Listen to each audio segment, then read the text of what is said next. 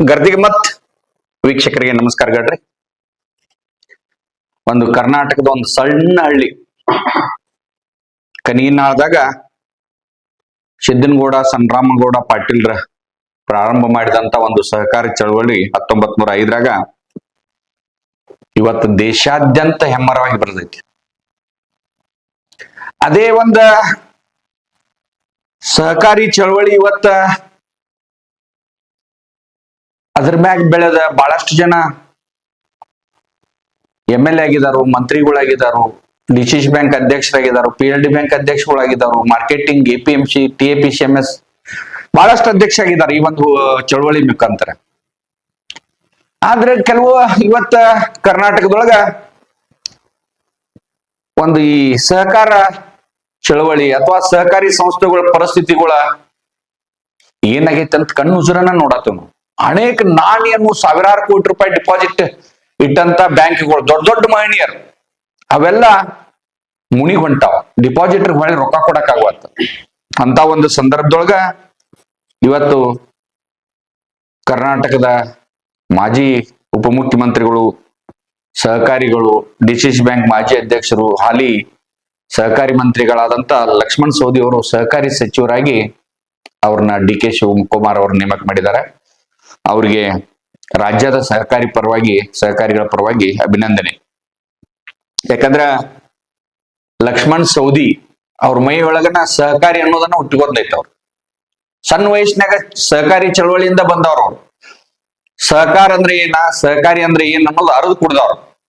ಯಾರ ಹೋಗಿ ನಿಂತ ಅವ್ರಿಗೆ ಸಾಲ ಬೇಕಾಗೈತ ಅಂತ ಕೇಳ್ರ ಅವ ಬರೀ ಮುಖ ನೋಡ್ಕ್ಯಾಸ ಅವ್ರು ಹೇಳ್ತಾರ, ಇವ್ ಸಾಲ ತುಂಬತಾನೋ ಇಲ್ಲೋ, ಬಡ್ಡಿ ತುಂಬು ಕೆಪಾಸಿಟಿ ಐತೋ ಇಲ್ಲೋ, ಏನೈತಂತ. ಅಂದ್ರೆ ಅಷ್ಟು ಅನುಭವಿಕರ ಅವ್ರು ಸಹಕಾರಿ ಸಚಿವರಾಗಿ ಕೆಲಸ ಮಾಡಿದವ್ರು ಮೊದಲು. ಇವತ್ತು ಅವ್ರಿಗೆ ಮತ್ತೆ ಸಹಕಾರ ಇಲಾಖೆ ಕೊಟ್ಟಿದ್ದಾರೆ. ಇವತ್ತು ಒಂದು ಒಳ್ಳೆ ಸುದ್ದಿ ಅಂದ್ರೆ ಬೆಳಗಾವಿ ಜಿಲ್ಲಾ DCC ಬ್ಯಾಂಕ್ ಅಧ್ಯಕ್ಷರು, ಅವರು ಮಾಜಿ ಸಂಸದರು, ಜೊಲ್ಲೆ ಸಮೂಹ ಗ್ರೂಪದ ಅಧ್ಯಕ್ಷರು, ಶೈಕ್ಷಣಿಕ ಸಂಸ್ಥೆಗಳನ್ನು ಕಟ್ಟಿದವರು, ಇವತ್ತು ಅವ್ರ ಪತ್ನಿ ನಿಪಾಣಿ ಶಾಸಕರು.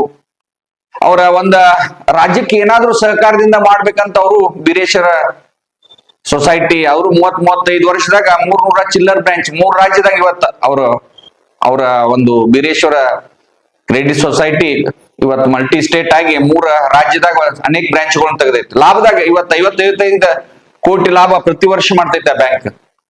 DC ಬ್ಯಾಂಕು 52-55 ಕೋಟಿ ಮಟ್ಟ ಅವರು ಮಾಡ್ತಾರೆ. ಅಂದ್ರೆ ಇದೊಂದು ತಮ್ಮ ಹೆಸರಿನ ಮ್ಯಾಗ, ಬಲದ ಮ್ಯಾಗ, ಒಂದು ಸಹಕಾರ ತತ್ವದ ಮ್ಯಾಗ ಬೆಳೆದಂತ ಬ್ಯಾಂಕ್. ಇವತ್ತ ಲಕ್ಷ್ಮಣ ಸವದಿ ಅವರ ಈಗ ಸಹಕಾರ ಮಂತ್ರಿ ಆದ ಬೆಳಗಾವಿ ಜಿಲ್ಲಾ ಬ್ಯಾಂಕಿಗೆ, ಬೆಳಗಾವಿ ರೈತರಿಗೆ, ರಾಜ್ಯದ ರೈತರಿಗೆ ಒಂದು ದೊಡ್ಡ ಅನುಕೂಲ ಆಗ್ತೈತೆ ಅಂತ ಭಾವಿಸಿದಾರ. ಯಾಕಂದ್ರೆ ಯಾವಾಗೂ ರೈತ ಪರ ಅವರ ಲಕ್ಷ್ಮಣ್ ಸವದಿ ಅವರು.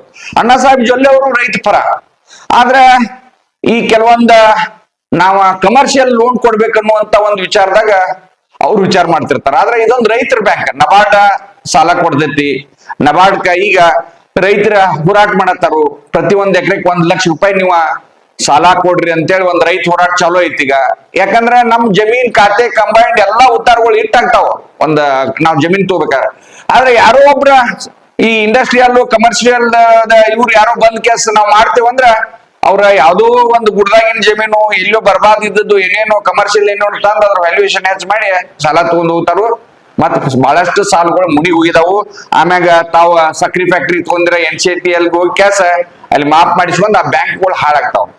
ನಾನಂದ್ರ ನಮ್ಮ ಬೆಳಗಾವಿ ಜಿಲ್ಲೆಯ ಮುರುಗೋಡ್ ಮಾಂತಜ್ಜ ಕಟ್ಟಿದಂತ ಅಡ್ಡಾಡಿದಂತ ಈ DCC ಬ್ಯಾಂಕ್ ನಿಮ್ಗ ಜೊಲ್ಲೆಯವರ ಬಹಳ ಬಲ ಬಂದೈತಿ. ಲಕ್ಷ್ಮಣ್ ಸವದಿ ಅವರು ನೀವು ಕೂಡಿ ಒಂದು ವಿಷನ್ ಏನೈತ್ಲ, ಒಂದು ರೈತರಿಗೆ ಅನುಕೂಲ ಆಗ್ಬೇಕು, ರೈತರಿಗೆ ಯಾವ ಒಂದು ಸಂಸ್ಥೆಯಿಂದ ಅವರ ಒಳ್ಳೇದಾಗ್ಬೇಕನ್ನೋ ಒಂದು ಬಯಸುವಂತ ಮನೋಭಾವಕ ಲಕ್ಷ್ಮಣ ಸವದಿ ಅವರು ಸಹಕಾರಿ ಮಂತ್ರಿಗಳಾಗಿದ್ದಾರೆ. ಒಟ್ಟಾರೆ ನಾ ಹೇಳುದೇನಂದ್ರ ರೈತ ಪರವಾದ ನಿಲುವುಗಳು ನಿಮ್ಗೆ ಇರ್ಲಿ. ಯಾಕಂದ್ರೆ ಲಕ್ಷ್ಮಣ್ ಸವದಿ ಅವರು ಯಾವಾಗೂ ರೈತ ಪರವಾಗಿದ್ದವ್ರ. ನೀವು ಕೂಡ ರೈತ ಪರವಾಗಿ ಏನೈತಲ್ಲ ಎಕರೆಗೆ 1 ಲಕ್ಷ ರೂಪಾಯಿ ಕೊಡತ್ತಾರು. ಗೈಡ್ಲೈನ್ಸ್ ಬಿಡ್ರಿ, ಕೆಲವೊಂದು ಗೈಡ್ಲೈನ್ಸ್ ಬಿಟ್ಟು ಕೊಡ್ಬೇಕಾಗ್ತೈತೆ. ರೈತರ ವಿಶೇಷವಾಗಿ ಯಾವಾಗೂ ಸಾಲ ಮುಗಿಸ್ಕೊಂಡಿಲ್ಲ. ನೀವು ನೋಡ್ರಿ ಇತಿಹಾಸ ಪುಟ ತೆಗದ ಅವ್ರ ಆಸ್ತಿ ಹರಾಜಾಗ್ಯಾದ್ರು ಅವರ ಆ ಸಾಲಗಳು ತುಂಬಿದ ಉದಾಹರಣೆ ಅದಾವ. ಆದ್ರೆ ಕೆಲವೊಮ್ಮೆ ದೊಡ್ಡ ಮಂದಿ ಇಲ್ಲೊಂದು 100 ಕೋಟಿ ಸಾಲ, ಅಲ್ಲೊಂದು ನಾವು 100 ಕೋಟಿ ಸಾಲ, ಅಲ್ಲೊಂದು ತಗೊಂಡ ನಾವ ದಿವಾಳಿ ಅಂತ ಹೇಳಿ ಕೆಲಸ ಡಿಕ್ಲೇರ್ ಮಾಡ್ಕೊಂಡಂತ ಉದಾಹರಣೆಗಳು ಅದಾವ. ಅದಕ್ಕೆ ನಾ ಏನ್ ಹೇಳುದಂದ್ರ ರೈತ ಪರವಾಗಿ ನಿಲುವು ಇವತ್ತೇನ ಸೌದಿಯವರದಾರ ರಾಜ್ಯದಾಗ ಅನೇಕ ರೈತರಿಗೆ ಅನುಕೂಲ ಆಗಿರ್ಬೇಕು.